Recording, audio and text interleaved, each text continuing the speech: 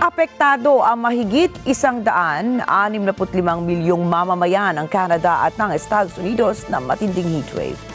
Sa ulat ng kanya-kanyang weather stations, aabot na sa 44 degrees Celsius ang naitalang temperatura sa mga bansa sa pagsisimula pa lamang ng linggong ito.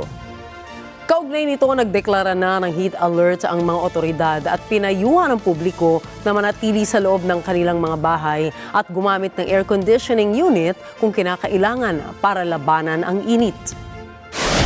At kung hindi may iwasang lumabas ay magdala ng payong, uminom ng sapat na tubig at magpahinga sa lilim. Sa datos ng US Health Authorities, nasa 44 na ang naitatalang kaso ng heat-related deaths. Nagpatupad ang Tokyo government ng cooler dress code para sa mga empleyado nito. Sa ilalim ng Tokyo Cool Biz campaign, pinapayagan ng mga empleyadong magsuot ng mga preskong damit katulad ng shorts at magagaan na polo shirts sa kanilang opisina.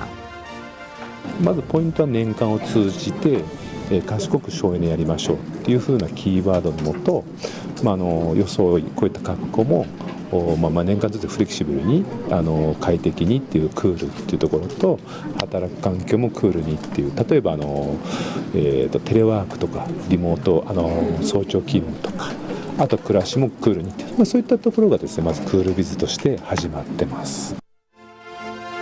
Sa monitoring ng Japan Meteorological Agency, aabot sa 35 degrees Celsius ang temperatura sa Tokyo. Kaugnay nito, nagdeklara na ng heat stroke alerts ang ahensya sa Tokyo Metropolitan Area. Sa ilalim ng alerto, inaabisuhan ang publiko na bawasan ang outdoor activities at gumamit ng air conditioning sa loob ng mga gusali.